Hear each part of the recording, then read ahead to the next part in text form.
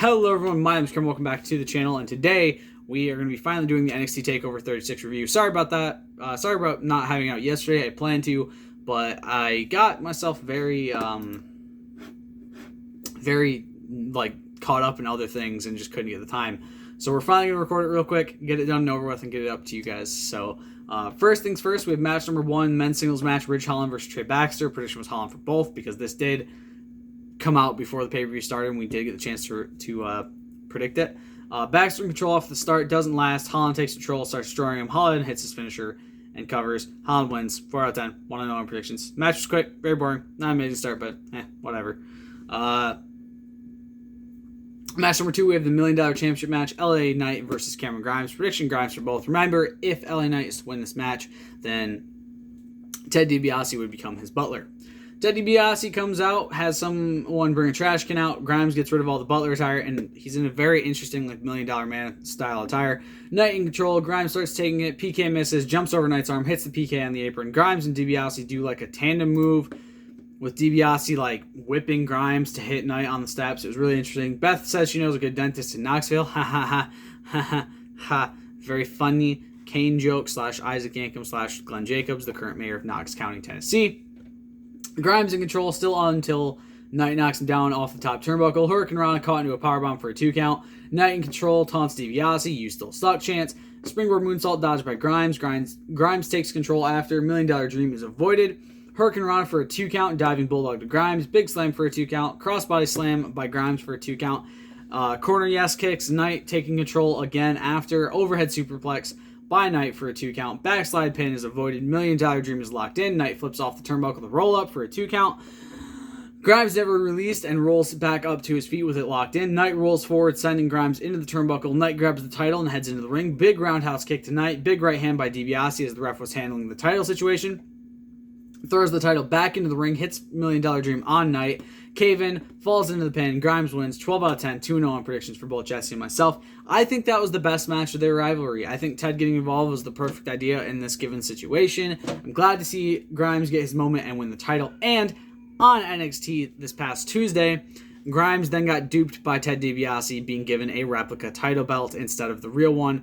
As basically Grimes was like, you deserve this title, gives it back to him. He's like, no, Grimes, come here. You deserve this title. And then Grimes realizes it's a fake, as DiBiase then drives off. So I don't know for sure if they're going to keep it around or if that was just kind of like a small little thing to push, to give Grimes a little push. Whatever's going to happen, I'm very excited to see going forward on the next NXT. It does seem weird though if they do decide to then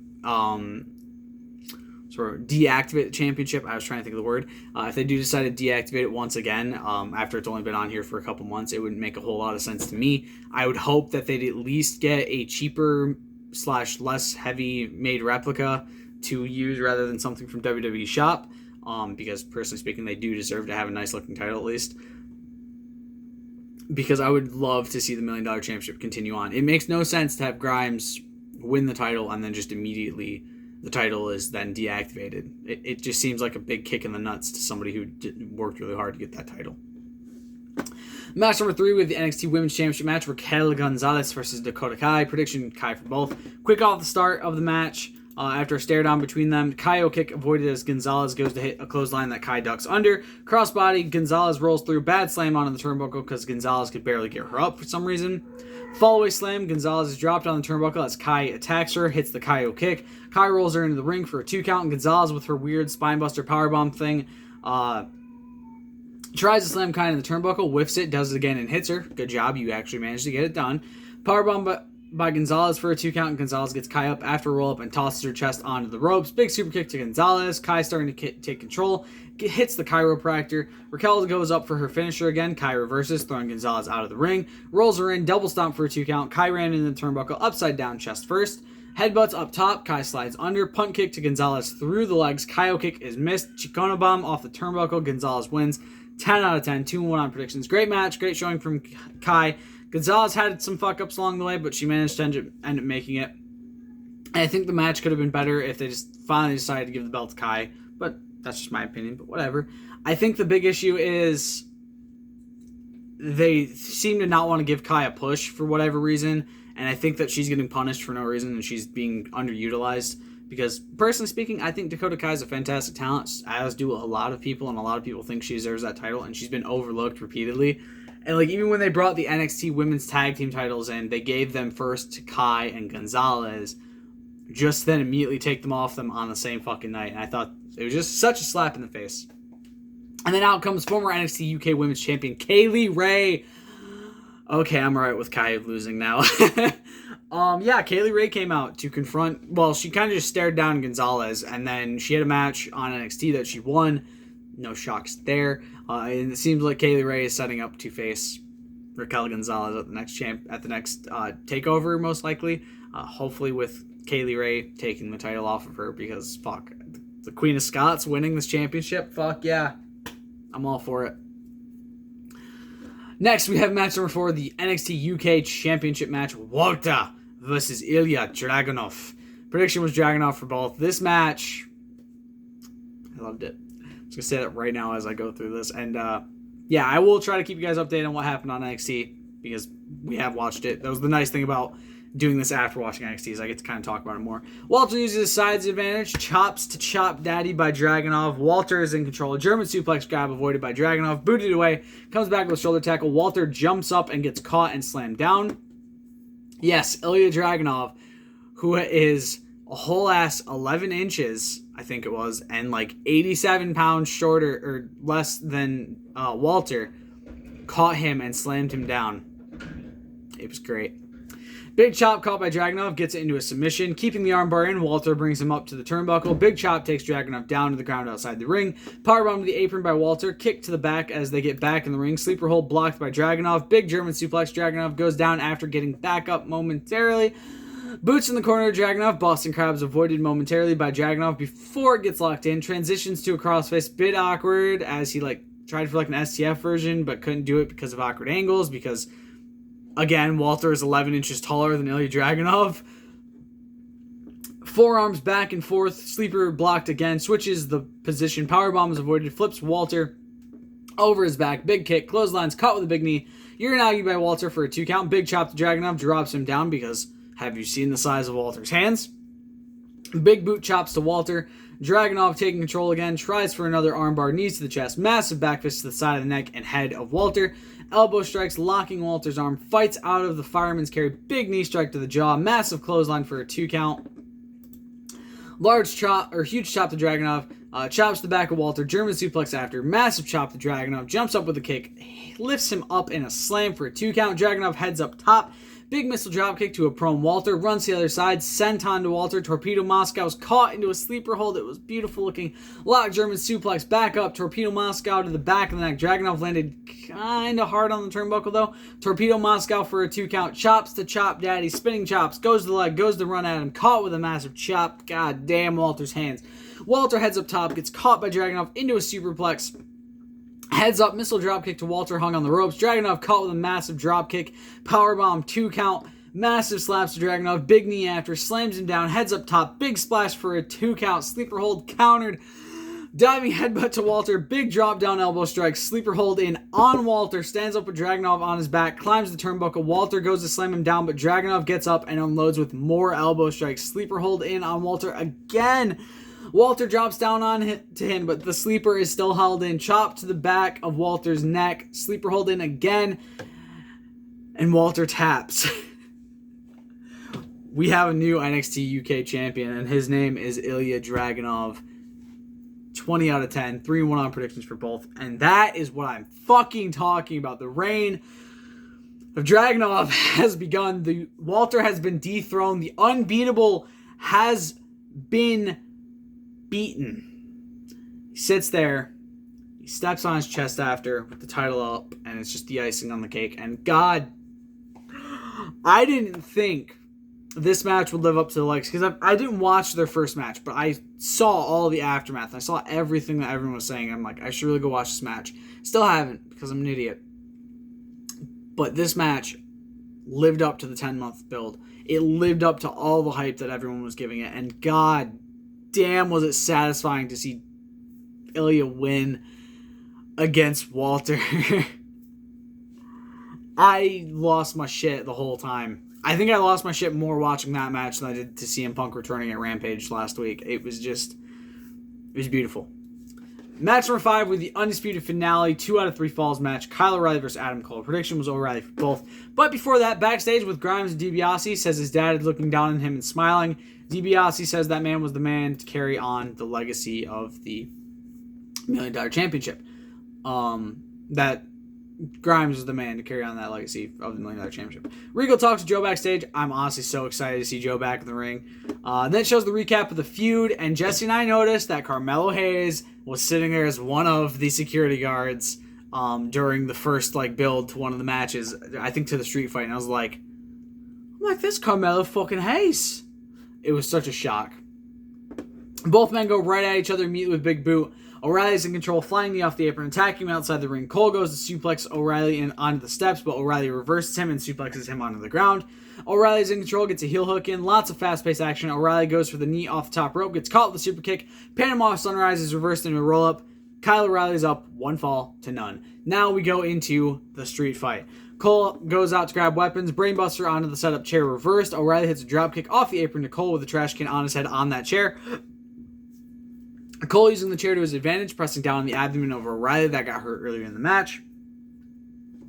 Cole sets the chair up in the corner. He had some trouble, so he bows to the fans for making fun of him. It was fucking hilarious.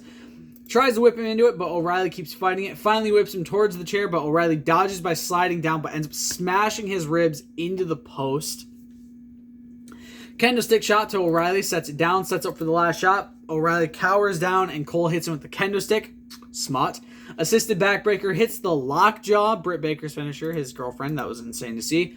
Kendo stick crossface, smashes forearms into his face on the kendo stick. Back and forth strikes as Cole taunts O'Reilly. O'Reilly unloading with offense. German suplex, tries to hit him, but his ribs are so hurt. Sets up a chair, drops Cole's leg onto it. Dragon screw onto it after. O'Reilly goes for the knee. Like a piece of skin in my mouth or something. O'Reilly goes for the knee into Cole, into the chair. Cole dodges, triple punt kicks to each other. Both men are down. Cole grabs a chain, wraps around his fist, and puts the ring around his pinky. O'Reilly does the same. Unloading with strikes from both of them. Cole gets the advantage, hits a super kick for a 2 count. Cole and O'Reilly fighting on the ramp. Guillotine to Cole. Knee to the jaw, throws him off the ramp into the barricade. O'Reilly tries to suplex Cole onto the stairs, but Cole avoids it and slams him down. Cole sets up the other chair right by the original one, back to back. If you remember, this is kind of how O'Reilly won the first match in the first place. O'Reilly avoids the suplex. Ushigoroshi hits, rests Cole's head on the chairs. Cole up before O'Reilly can dive down, pulls him down on the chairs. Last shot, 1-1 on falls.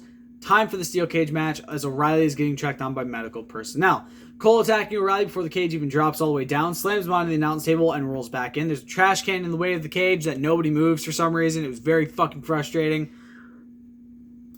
Cole brings him back into the ring, gets him back in. The trash can gets squished because no one fucking moved it for some reason. I feel like that's kind of an important thing. Move the thing out of the way, but whatever. Steel cage match starts. Cole in control. Some chairs and kendo sticks still in the ring, as well as a bag which has some handcuffs in it. Cole slamming O'Reilly into the cage. O'Reilly blocks more slams. Monkey flips Cole up into it, squishing him into the cage with forearm smashes. Heads up top. Knee to the back of Cole's neck. Second knee strike misses. Last shot avoided. Last shot by O'Reilly. I don't know how I fucked up spelling last shot, but I did. Last shot by O'Reilly for a 2 count. Low blow by Cole. Cole goes up to climb out of the ring. Back and forth strikes on the ropes. O'Reilly goes down, getting caught on the ropes. Panama Sunrise, springboard off the ropes for a 2 count. Cole gets out handcuffs that were tossed in the ring earlier in a bag, like I mentioned. Cole handcuffs O'Reilly to the ropes. Super kick to O'Reilly. Trash talks him. Another super kick. Third super kick is caught by a 1-armed heel hook, which Cole taps to. O'Reilly wins 2 falls to 1. 15 out of 10. 4-1 on predictions. Honestly, I thought it was a great ending. I think it could have gone longer in the cage if Cole had grabbed the kendo stick right next to him and hit Kyle with it, but whatever. Fans seemed very pissy, booing Kyle winning and chanting bullshit. Damn bastards at the CWC, man. It was a great match. All 3 falls really delivered, and I think it was a really good way to end their feud and possibly Adam Cole's career in NXT/WWE. As Friday, his contract does run out. He's doing a Mattel figure thing with Johnny Gargano on Thursday. I will agree with a lot of people's sentiment, though, that I think that match should have went on after the NXT Women's Championship match and had Walter versus Ilya be the match right before Samoa Joe and Cross, because I feel like it would have been a much better crescendo to the pay-per-view as a whole. And finally, match number 6, the NXT Championship match, we have Karrion Kross versus Samoa Joe. Prediction was Joe for both. Mackenzie Mitchell, backstage, interviewing Ilya. He smiles and says, "The Ring General has fallen.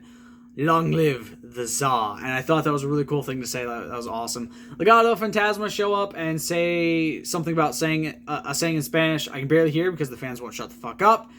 It says him and his friends will find out there's no one better than the Legado Fantasma. I'm very excited for the match on Tuesday, which very much delivered.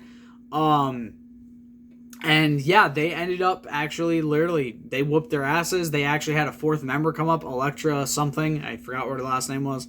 And they ended up winning. Kyle O'Reilly got into a feud, into kind of like a storyline that I'll mention after this match is talked about. Ilya is going to be on next week's NXT, by the way, for people wondering. If he showed up, he did not. He'll be on this upcoming NXT, though. Apparently, Kross is not coming out with Scarlett. Well, fuck you for lying to me, Wikipedia. We want Scarlett chance again. Joe's going to kill you chance as well. Really quick, I want to mention, apparently, the main roster, the reason Scarlett's not with them is they're planning on having his 50-50 booking be fixed once Scarlett does debut to come manage him again, and then he'll start becoming more powerful. It's weird, but whatever. Very slow match. Start the match. Hardy chance. Joe taking control with a lot of quick offense. Kross unloads on him with a lot of boots. Big integrated Kross. Joe catches Kross into a sleeper hold. Kross gets the rope. Doomsday Saito. Forearm smash to the back of the head. Joe rolls out. Joe slammed in the barricade. Chops the Kross. Hits another Doomsday Saito for a 2 count. Ankle lock in on Joe. Doesn't he know that's not going to work? He's been in an ankle lock from the best person to ever do the ankle lock, and he's consistently tapped out to said person. You doing a half-assed one ain't going to do shit, because he's been in Kurt Angle's. Consistently tapped out to it, and also gotten out of it. But still, he's been in Kurt Angle's. You're not going to beat Kurt Angle's. Just saying that now. Suicide dive by Joe takes Kross down. Big fallaway slam to Joe, says up yours to the ref. Power slam by Joe for a 2 count. Power bomb for a 2 count. Single leg Boston Crab transitioned into a crossface, because if you guys don't know, Joe has a special thing he does. He power bombs somebody, and then when they kick out of the power bomb pin, he transitions. Normally he does it into a double leg Boston Crab, so I was very surprised to see the single leg, but whatever. Kross gets the rope. Massive knee strike to Joe for a 2 count. Forearm smashes to the back of Joe's neck. DDT to Joe for a 2 count. Overhead belly-to-belly suplex to Kross. Atomic drop to Kross. Senton after a big boot for a 2 count. Gokina clutch is locked in, down on the ground. Tries to completely lock it in, but Kross blocks it. Kross arm breaker. Transitions to the Kross jacket. Joe fading with some blood dripping out of his mouth. Joe slams him into the corner. Shoved into the other. Joe's then shoved into the other. Forearm smash to the back of the neck. Uranage to Kross. And Zaguri to Kross on top of the turnbuckle. Hits the Super Muscle Buster. And Joe wins 12 out of 10. 5-1 predictions for both. Really good match. Fans got pretty annoying during it. Same as with like Cole and O'Reilly. And for people who don't understand what I say with that, I agree that the match is what is important, but the atmosphere around the match and around the situation can also really impact how people look at a match. And fans being assholes and chanting stupid shit and being kind of annoying about it. Like literally every time Kross got in a bit of control, people were booing. Every time Joe got in a bit, they were fucking cheering really loudly. And it really took away, and then they were being stupid about it and chanting stupid shit most of the match, and it just really pissed me off. I don't like the CWC for very, very good reason. But yeah, I think they could have done better there. But fuck yeah, Joe won. Officially the first ever 3-time champ, which... yeah, pretty good match between the two. Glad to see Joe in the ring again. Pay-per-view as a whole gets 4 stars. Not horrible, but definitely got annoying with the fans at times. Match of the night goes to Walter vs. Draganov 2, with Cole vs. O'Reilly being a very, very close second. And actually even Joe and Kross being a very, very close second. Worst match is Holland vs. Baxter. Didn't really need to be on the pay-per-view. Could have been done last Tuesday, but whatever. Let's also really quick recap what happened with everybody going forward. Ridge Holland and Pete Dunne and Oney Lorcan were rejoined by Danny Burch after Ridge Holland had a match against Timothy Thatcher that he won. Pete Dunne then went out to call out Samoa Joe, to which he was interrupted by LA Knight and then Kyle O'Reilly saying Samoa Joseph, Peter Dune, La Knight, which was really fucking funny. It seeming like O'Reilly might be the first challenger, or potentially LA Knight could be the first challenger towards Samoa Joe's championship, which is good because eventually I think Pete Dunne's going to be the person to dethrone him. Also, I think it'd be really cool to see Pete Dunne dethrone him because fuck yeah, Pete Dunne is NXT champion. It'd be sweet. What else do we have? We also had Karrion Kross on Monday Night Raw in a very stupid looking outfit. He's officially main roster. He's no longer beyond NXT. He's officially just on the main roster.